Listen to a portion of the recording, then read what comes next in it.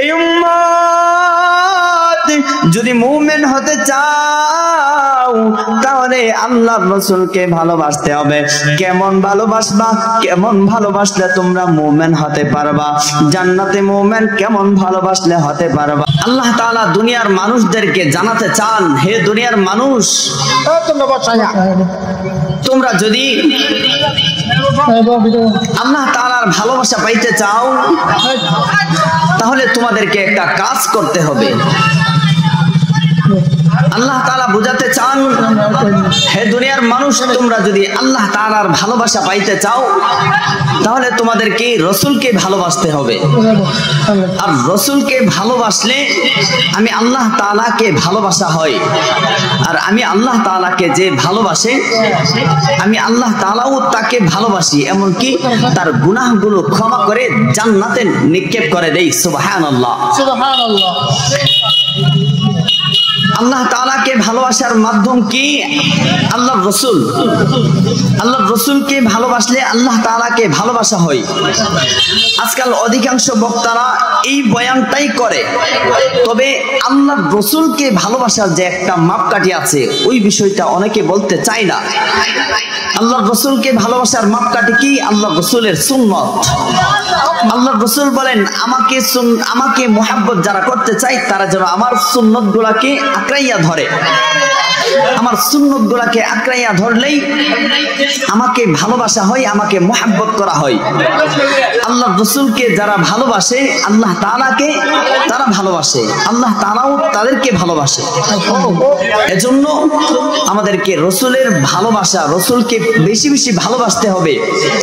আর রাসূলের ভালোবাসার নিদর্শন আল্লাহর রাসূলের সুন্নাতগুলো আঁকড়াইয়া ধরতে হবে। আজকাল আমি আপনি এলান করি রাসূলের আশিক, রাসূলের আশিক, অথচ আমার মুখের মধ্যে দাড়ি নেই। আজকাল আমি আপনি এলান করি রাসূলের আশিক, অথচ আমার মাথার মধ্যে রাসূলের সুন্নত টুপি নাই। আজকাল আমি এলান করি আমি রাসূলের আশিক, অথচ আমার শরীরের মধ্যে রাসূলের সুন্নতি জামা নেই। হয়তো হাঁটুর নিচ থেকে কোমরের উপর পর্যন্ত জামা আছে, তবে রাসূলের সুন্নত অনুযায়ী নয়। রাসূলের সুন্নত ঢিলা ঢালা থাকবে। আর আজকাল আমরা এমন পোশাক পরি শরীরের কোনো অঙ্গ প্রত্যঙ্গ বাকি থাকে না, সবগুলাই দেখা যায়। আল্লাহ তাআলা আমাদেরকে হিদায়াত দান করুক, সকলে বলেন আমিন। আমার তিলাওয়াতকৃত আয়াতে আল্লাহ তাআলা বলেন, কুল ইন কুনতুম তুহিব্বুনাল্লাহ ফাত্তাবিউনি ইউহিব্বুকুমুল্লাহ ওয়া ইয়াগফির লাকুম যুনুবাকুম ওয়াল্লাহু গফুরুর রহিম। আল্লাহ তাআলা বলেন, এ দুনিয়ার মানুষ, যদি তোমরা আমি আল্লাহ তাআলার ভালোবাসা পাইতে চাও, যদি আমি আল্লাহ তাআলার ভালোবাসা পাইতে চাও, আমি আল্লাহর ভালোবাসা ছাড়া জান্নাত সম্ভব, জাহান্নাম ছাড়া উপায় নাই, ঠিক কিনা? আল্লাহ তাআলার ভালোবাসা ছাড়া দুনিয়ার কোনো মানুষ জান্নাতে যাইতে পারবে না। আল্লাহ তাআলাকে যারা ভালোবাসবে আল্লাহ তাআলা বলেন, আমি আল্লাহ তাদেরকে ভালোবাসবো। আমি আল্লাহ যাদেরকে ভালোবাসি তাদেরকেই জান্নাতে নিক্ষেপ করব। সুবহানাল্লাহ। আল্লাহর রাসূল বলেন,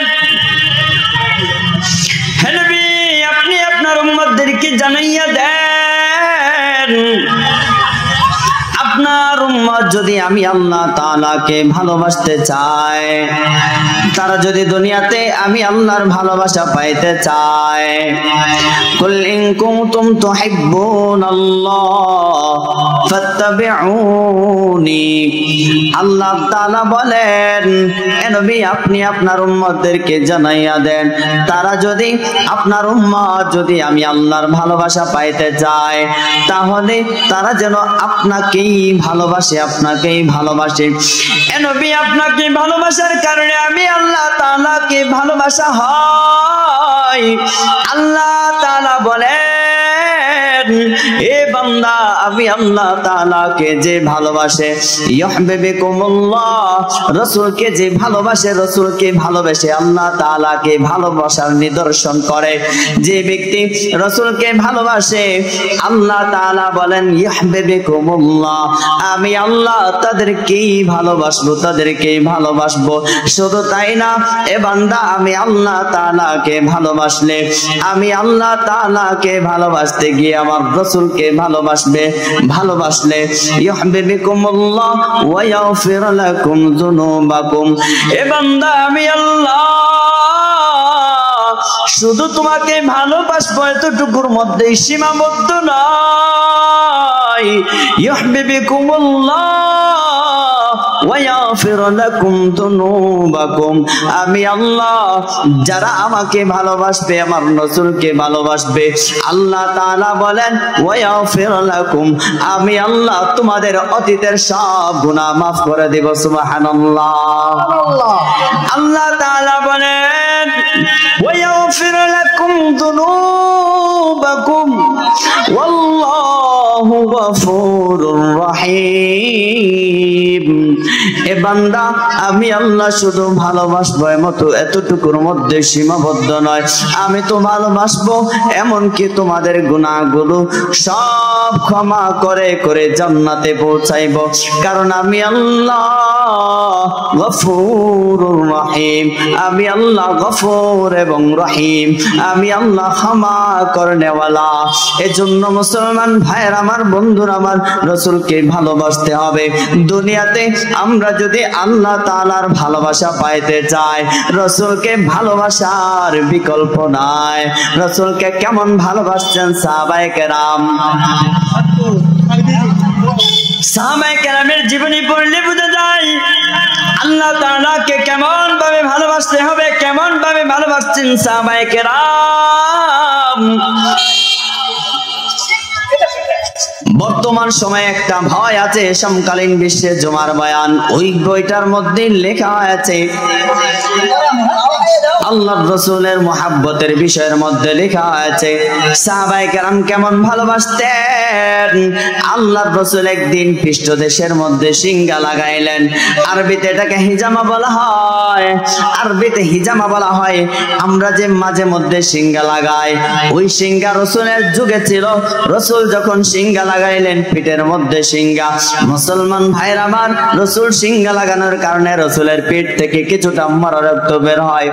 রাসূল আমার ডাক দেয়া কয়, এ সাহাবী জুবাইর, আমার পিঠের মধ্যে সিঙ্গা লাগানোর কারণে কিছুটা মরা রক্ত বের হয়েছে। আল্লাহর রাসূলের সাহাবী জুবাইরকে ডাক দেয়া বলেন, এরে সাহাবী, আমার পিঠের মধ্যে সিঙ্গা লাগানোর কারণে কিছুটা মরা রক্ত বের হয়েছে, এই মরা রক্তটাকে কোথায় গিয়ে দাফন করে আসো, কোথাও গিয়ে দাফন করে আসো। আল্লাহর পয়গম্বরের সাহাবী রক্তটাকে নিয়ে আল্লাহর রাসূলের গোপনে চলে গেলেন। গোপনে যাওয়ার পর তিনি ভাবলেন রাসূলের রক্তটাকে কোথায় দাফন করব। না না, রাসূলের শরীর থেকে কোনো মরা রক্ত বের হইতে পারে না, রাসূলের শরীর থেকে কোনো 2 নম্বর রক্ত বের হইতে পারে না, সাধারণ রক্ত বের হইতে পারে না। এটাকে কোথাও দাফন করা যায় না, এটাকে টান মেরে খেয়ে ফেললেন। সুবহানাল্লাহ। আল্লাহর পয়গম্বরের সাহাবী রক্তটাকে টান মেরে খেয়ে ফেলে, খেয়ে মুখটাকে মুছে মুছে আল্লাহর রাসূলের কাছে আসলেন। আল্লাহর রাসূলের কাছে আসার পর আল্লাহর রাসূল বললেন, আরে জুবাইর, আমার রক্তটাকে কোথায় দাফন করে আসছো? জুবাইর রাদিয়াল্লাহু তাআলা মুখ খুলতে চায় না। এক পর্যায়ে জুবাইর রাদিয়াল্লাহু তাআলা আল্লাহর রাসূলকে বলতে লাগলেন, ওগো আল্লাহর পয়গম্বর, আপনার রক্তটাকে কোথাও দাফন করে নাই, কোথাও দাফন করে নাই। ওগো আল্লাহর পয়গম্বর, আপনি বলছেন মরা রক্ত বের হয়েছে, না না, মরা রক্ত বের হইতে পারে না। আপনি হলেন পুরো পবিত্র নবী, আপনার গায়ের মধ্যে মশা মাছিও বসে নিষেধ বসে যায় না, বসে না। ওগো আল্লাহর পয়গম্বর, আপনার দেহ থেকে কোনো অপবিত্র রক্ত বের হতে পারে না। ওগো আল্লাহর পয়গম্বর, এই রক্তটাকে আমি টান মেরে খেয়ে ফেললাম।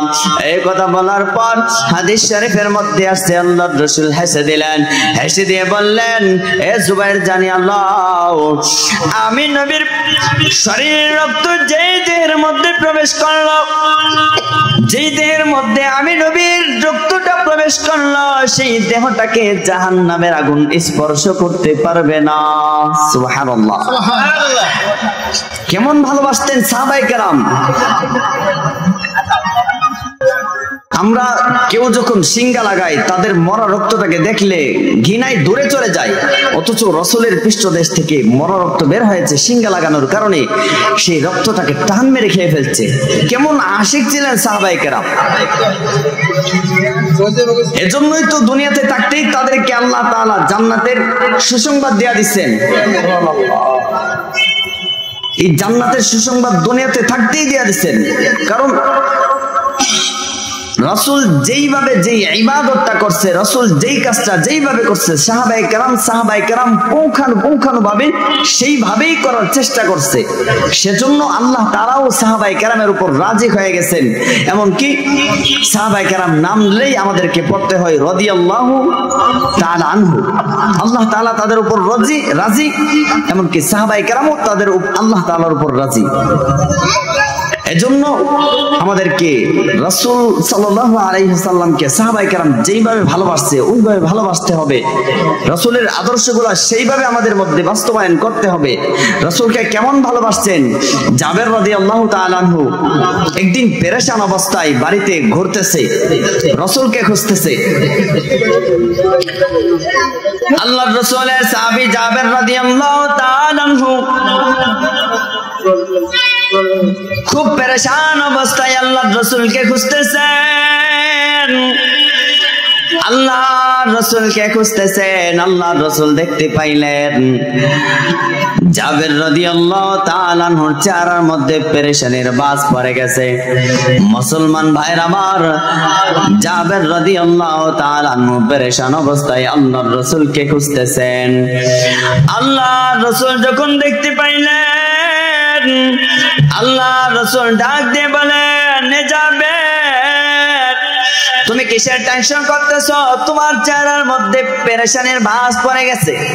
সাধারণত মানুষ পেরেশান থাকলে, পেরেশানি করলে তাদের চেহারার মধ্যে পেরেশানির ভাঁজ পড়ে যায়, টেনশন মনে হয়। ওই সাহাবী পেরেশানির কারণে তার চেহারার মধ্যে ভাঁজ পড়ে গেছে। আল্লাহ রাসূল ডেকে বললেন, জাবের, তোমার চেহারার মধ্যে কিসের যেন টেনশন মনে হচ্ছে, কিসের টেনশন করতেছো? আল্লাহ রাসূল জানাইয়া দেন। আল্লাহ রাসূল যখন একথা বললেন, আল্লাহ রাসূলের সাহাবী জাবের রাদিয়াল্লাহু তাআলা আনহু বললেন, ওগো আল্লাহর পয়গম্বর, আপনি হলেন নবী, আপনাকে এত পরিমাণে ভালোবাসি, দুনিয়ার জমিনে একটা মুহূর্তের জন্য আপনাকে না দেখলে থাকতে পারি না। ওগো আল্লাহর পয়গম্বর, এক মুহূর্তের জন্য আপনাকে না দেখলে থাকতে পারি না। ওগো আল্লাহর পয়গম্বর, জান্নাতে যাওয়ার পরে, মৃত্যুর পরে আল্লাহ তাআলা যদি আমাদেরকে জান্নাতে দেয়, আপনি নবীদের স্থানে থাকবেন, উপর তলায় থাকবেন। হে পয়গম্বর, আমরা সাধারণ মানুষের সাথে থাকবো। ওগো আল্লাহর পয়গম্বর, দুনিয়াতে এক মুহূর্তের জন্য আপনাকে না দেখলে থাকতে পারি না। যখন মৃত্যু হয়ে যাবে, আপনি তো নবীদের সাথে থাকবেন। আমরা যদি আল্লাহ তাআলা জান্নাতে দেয়, তাহলে সাধারণ মানুষের সাথে থাকবো, সাধারণ মানুষদের সাথে থাকবো। ওগো আল্লাহর পয়গম্বর, দুনিয়াতে এক মুহূর্তের জন্য আপনাকে না দেখে থাকতে পারি না। জান্নাতের মধ্যে আপনাকে না দেখে কেমন ভাবে থাকবো? আমাদের রাসূল সাল্লাল্লাহু আলাইহি ওয়াসাল্লাম জানাইয়া দেন। আমার সাহাবীরা জানিয়া লও, এ দুনিয়ার মানুষ জানিয়া লও, আমার সাথে তারাই জান্নাতে থাকবে যারা আমার সুন্নাত গুলাকে ভালোবেসে বেশি আমাকে ভালোবাসে। আল্লাহ রাসূল জানাইয়া দেন, মান আহাব্বা সুন্নতি ফাকাদ আহাব্বানি ওয়া মান আহাব্বানি কানা মাই ফিল জান্নাহ। এই উম্মত জানিয়া লও, মান আহাব্বা সুন্নতি ফাকাদ আহাব্বানি, যে দুনিয়ার মানুষ আমার সুন্নাত গুলাকে ভালোবাসে, আমার সুন্নাত গুলাকে ভালোবাসে, ফাকাদ আহাব্বানি, সে যেন আমাকেই ভালোবাসলো। ওয়া মান আহাব্বানি, যে ব্যক্তি আমাকে ভালোবাসলো, কানা মাই ফিল জান্নাহ, জান্নাতের মধ্যে সে আমার সঙ্গে থাকবে, আমার সঙ্গেই থাকবে। সাহাবায়ে কেরাম কেমন ভালোবাসতেন। এজন্য মুসলমান ভাইরা আমার, আজকে মুখে মুখে এলান করলে চলবে না, রাসূলের সুন্নাতগুলো আমার মধ্যে বাস্তবায়ন করতে হবে, রাসূলের দানি আমার মধ্যে বাস্তবায়ন করতে হবে। রাসূল কিভাবে খানা খাইছেন, রাসূল কিভাবে বসতেন, রাসূল কিভাবে মানুষের সঙ্গে চলাফেরা করতেন, রাসূল কিভাবে রাস্তা দিয়ে হাঁটতেন, রাসূল কিভাবে মানুষের সঙ্গে আচার আচরণ করতেন, ওইগুলা যদি পরিপূর্ণভাবে আমি আমার মধ্যে বাস্তবায়ন করতে পারি, তাহলে আমি নিজেকে নিজে মনে করতে পারবো আমি হলাম খাঁটি আশিক রাসূল। কারণ রাসূল যেইভাবে কথা বলতেন আমার মধ্যেও সেইভাবে কথা বলার আদর্শ আছে, রাসূল যেইভাবে হাঁটতেন আমার মধ্যে সেইভাবে হাঁটার আদর্শ আছে, রাসূল যেইভাবে মুখের মধ্যে দাড়ি রাখতেন ওইভাবে আমার মধ্যে দাড়ি রাখার আদর্শ আছে। যদি রাসূলের আদর্শ পরিপূর্ণভাবে আমার মধ্যে থাকে, তাহলে আমি খাঁটি আশিক হতে পারবো, নয়তো অসম্ভব।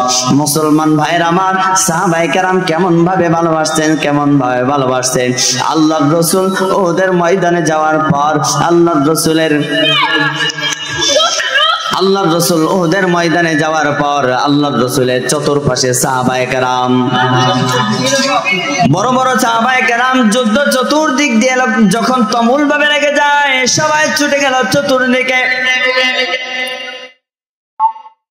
হঠাৎ কিছু কাফের দেখতে পাই আল্লাহর রাসূলের পাশে কোনো সাহাবী নাই, এক দুইজন সাহাবী আল্লাহর রাসূলের পাশে ছিলেন।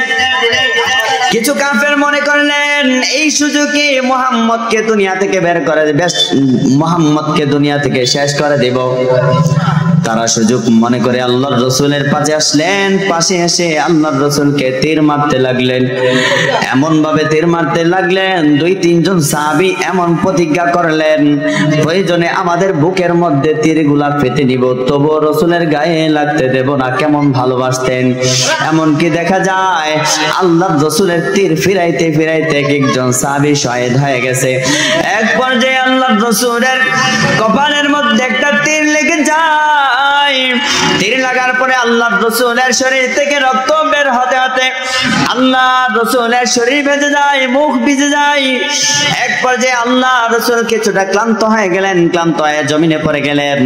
শয়তান সুযোগ পাইছে, শয়তান সুযোগ পায় মদিনার মধ্যে এলান করে দিলেন, এ মদিনাবাসী, তোমাদের নবী মুহাম্মদ তো দুনিয়া থেকে বিদায় হয়ে গেছে। এই এলান শুনিয়া মদিনার মানুষ পাগল, পাগলের বেশি মদিনার মানুষ বের হয়ে গেলেন। মদিনার পুরুষরা যুদ্ধের মধ্যে ছিল, মহিলারা পাগল। মহিলাদের মধ্যে কিছু মহিলা দৌড়াদৌড়ি শুরু করতে লাগলেন, আমার নবী কই, নবী কই। এক মহিলা রাস্তা দিয়ে দৌড়াইতেছে, একজন লোককে পাইলেন, লোককে পেয়ে জিজ্ঞেস করলেন, এ ভাই আমার নবী কোথায়, আমাদের নবী কই। নবীর কথা জিজ্ঞাসা করার পরে ওই ব্যক্তিটা ওই মহিলাকে বলতে লাগলেন, ওই যুদ্ধের ময়দানে, উহুদের যুদ্ধের ময়দানে তোমার স্বামী শহীদ হয়ে গেছে। মহিলা বলে, না না, আমি আমার স্বামীর কথা জিজ্ঞেস করি না, আমি আমার সন্তান সন্তানাদি, স্বামী স্ত্রী, স্বামী থেকে ধরে পৃথিবীর সব কিছুর চাইতে যাকে বেশি ভালোবাসি ওই নবীর কথা বলছি। নবী কই, নবী কয়। ওই মহিলা সামনের দিকে দৌড়ায়। কিছু দূর যাওয়ার পর আরেকটা লোককে ভাই জিজ্ঞেস করলেন, ভাই আমার নবী কোথায়। জিজ্ঞেস করার পরে ওই লোকটাও বলতে লাগলো, যুদ্ধের ময়দানে, ওদের ময়দানে তোমার সন্তান দুনিয়া থেকে বিদায় হয়ে গেছে, শহীদ হয়ে গেছে। ওই মহিলা বলতে লাগলেন, ভাই আমার আমি আমার নবীর কথা জিজ্ঞেস করছি, আমি আমার সন্তানের কথা জিজ্ঞেস করে নাই, মহিলা সন্তানের কথা জিজ্ঞেস করে নাই। বলে নবী কয়, নবী কয় বলে দৌড়াইতেছে, নবী কয় বলে দৌড়াইতেছে। আরেকটু সামনে যাওয়ার পর আরেকজনকে পাইলেন, জিজ্ঞেস করলেন, এ ভাই আমার, নবী কোথায়, নবী কোথায়? ওই লোকটাও আল্লাহ ওই মহিলাকে বলতে লাগলেন, আরে বোন, যুদ্ধের ময়দানে আপনার বাবা দুনিয়া থেকে বিদায় হয়ে গেছে। ওই মহিলা বলতে লাগলেন, এ ভাই আমার, আমি আমার বাবার কথা বলি নাই, আমি আমার স্বামীর কথা বলি নাই, আমি আমার সন্তানের কথা বলি নাই, আমি দুনিয়ার কাউকেও এত ভালোবাসি না। দুনিয়ার সন্তান সন্তানাদি বাবা এবং স্বামী থেকে ধরে দুনিয়ার সব কিছু চাইতে যাকে বেশি ভালোবাসি, ওই নবী, নবী কোথায়, নবী কোথায়? এক পর্যায়ে মহিলা যাইতে জানতে পারলেন আল্লাহ রাসূল মরে নাই, হয়তো কিছুটা ব্যথা পেয়েছেন। শোনার পরে মহিলা ক্ষান্ত হলেন, শুকর আদায় করলেন। মুসলমান ভাইয়ের আমার, কেমন ভালোবাসছেন সাহাবায়ে কেরাম। শুধু যে উম্মত ভালোবাসছে এতটুকুর মধ্যে সীমাবদ্ধ নয়, আজ পর্যন্ত কিয়ামত পর্যন্ত সমস্ত মানুষকে আল্লাহর রাসূল জান্নাতে পৌঁছানোর জন্য, কালিমার দাওয়াত পৌঁছে দেওয়ার জন্য রাসূল যে ত্যাগ স্বীকার করেছে, রাসূল যে কষ্ট করেছে, এর বিষ্ণুর যুবক ভাই, মুরব্বী মা, পর্দার আড়ালের মা, আমাদেরকে জান্নাতে পৌঁছানোর জন্য রাসূল যে কষ্ট করেছে, সেই রাসূল, আমাদের রাসূলের কষ্ট হাজার ভাগ করে যদি অন্যান্য নবীদের কষ্টের সাথে পাল্লা দেওয়া হয়, আমাদের রাসূলের কষ্টগুলাই ভারী হয়ে যাবে। রাসূল আমার তাইফের ময়দানে আমাদেরকে জান্নাতে পৌঁছানোর জন্য, তাইফের ময়দানে তাইফের মানুষকে দ্বীনের দাওয়াত দেওয়ার জন্য যখন গেলেন, রাসূলকে কেউ মানে না, কেউ মানে না। রাসূল যুবকদেরকে ডাকে আনিয়া বললেন, আজকের যুবকরা মাহফিল করে, তখনকার যুবকরা এই দিনটাকে বুঝতো না, দিনটাকে মানতো না। রাসূল যখন যুবকদেরকে দ্বীনের দাওয়াত দিলেন, দ্বীনের দাওয়াত পাওয়ার পর ওই তাইফের যুবকরা বলল, এ মুহাম্মদ, না না, তোমাকে মানতে পারবো না। আমাদের নবীকে তাড়াইয়া দিলেন। শুধু তাই নয়, রাসূল তাদের কাছ থেকেই ফিরে আসেন নাই। রাসূল পরবর্তীতে ওই এলাকার তাইফ নগরীর যুবকদেরকে দাওয়াত দেওয়ার পরে বৃদ্ধদের কাছে যাইলেন, বৃদ্ধদেরকে দাওয়াত দিলেন, ওই সর্দারদেরকে ডাকায় আনলেন, দাওয়াত দিলেন, দ্বীনের দাওয়াত দিলেন। এ তাইফবাসী, এ তাইফের সর্দাররা, আল্লাহ তাআলা আমাকে নবী বানায় পাঠাইছে, আল্লাহ তাআলা নবুয়ত দিয়েছে, তোমরা যদি মানো জান্নাতে যাইতে পারবা, তোমরা যদি একত্ববাদের স্বীকৃতি দাও জান্নাতে যাইতে পারবা। এই কথা বলার পর ওই তাইফের সন্তানরাও আমার নবীকে মানে নাই, নবীকে না মেনে এক পর্যায়ে তারা বলতে লাগলো, এ মুহাম্মদ, এই তাইফ নগরী থেকে বের হও। মুসলমান ভাইয়ের আমার, আল্লাহর রাসূল কতটা ভালোবাসতেন। আল্লাহর রাসূল যখন দ্বীনের দাওয়াত দিলেন, দ্বীনের দাওয়াত পাওয়ার পর তাইফ নগরীর ওই মুরব্বীরাও বলল, যাও যাও যাও, তোমাকে এই নগরীর মধ্যেও রাখা যাবে না। আমার রাসূলকে মানে নাই, আমার রাসূলকে তাইফ নগরী থেকে দূরাইয়া দিলেন। আরে মুসলমান ভাই আমার, যুবক ভাইরা, মুরব্বী বাবারা, রাসূলকে মানে নাই, শুধু মানে নাই যে এতটুকুই নয়, তাইফ নগরী থেকে বের করলেন, এমনকি আল্লাহর রাসূলের দিকে যুবক ছেলেদেরকে লেলিয়ে দিলেন। ওই তাইফের পাগল বলে যুবকরা ঢিল মারতে লাগলেন। এক পর্যায়ে দেখা যায় রাসূলের মাথার রক্ত পাতার তলে চলে যায়, পায়ের তলায় চলে যায়। এত কষ্ট পাওয়ার পরেও আল্লাহ তাআলার ফেরেশতা জিবরাইল আলাইহিস সালাতু ওয়াস সালাম আসলেন, এসে বললেন, ও আল্লাহর পয়গম্বর, আপনাকে তাইফ নগরী মানে নাই, দ্বীনের জন্য যত কষ্ট করতেছেন, এই কষ্টগুলো আল্লাহ তাআলা দেখতেছেন। আল্লাহর পয়গম্বর, আপনি যে দ্বীনের জন্য এত কষ্ট করলেন, আল্লাহ তাআলা দেখতেছেন, আল্লাহ তাআলা আমাকে অনুমতি দিয়ে পাঠিয়েছেন। আপনি যদি অনুমতি দেন এই তায়েফ নগরীর দুই পাশে দুই পাহাড় দিয়ে তায়েফ নগরীকে ধ্বংস করে দেব। আল্লাহর রাসূল কেমন ভালোবাসতেন উম্মতদেরকে, আমাদেরকে কেমন ভালোবাসতেন।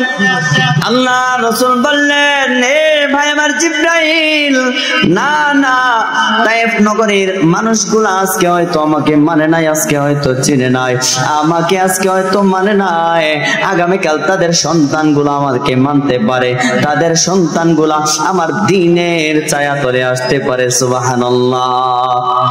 কেমন ভালোবাসতেন আল্লাহর রাসূল আমাদেরকে। আল্লাহর রাসূল যে ওই সময় ভালোবাসছে এতটুকুই নয়, আল্লাহর রাসূল সারা জীবন উম্মতি করছে, এমন কি মরণের সময় আল্লাহর রাসূল আমাদেরকে ভুলে নাই। সুবহানাল্লাহ। আজকে দুনিয়ার মানুষ মৃত্যুশয্যায় পড়লে, মা একটু অসুস্থ হয়ে গেলেই সন্তানদেরকে সম্পদ বন্টন করতে থাকে, যে মা এমনটা বুঝতেছে যে আমি হয়তো বেশিক্ষণ থাকবো না, ওই সময় মানুষ সন্তানদেরকে সম্পদ বন্টন করে। কিন্তু রাসূল সাল্লাল্লাহু আলাইহি ওয়াসাল্লাম যখন মৃত্যুশয্যায় পড়েছিলেন তখনও তিনি উম্মতি করছিলেন। আজরাইল আলাইহিস সালাতু ওয়াস সালাম যখন আসছিলেন আল্লাহর রাসূলকে বলছিলেন, হে রাসূল অনুমতি দিলে আসতে পারি। আসার পরে আল্লাহর রাসূলের কাছে অনুমতি চাইলেন, হে রাসূল আল্লাহ তাআলা চান আপনি আল্লাহ তাআলার কাছে চলে যান, এখন আপনার এখতিয়ার, আপনি কি দুনিয়াতে থাকবেন নাকি আল্লাহ তাআলার কাছে চলে যাইবেন, আল্লাহ আপনার হাবিবের কাছে চলে যাইবেন।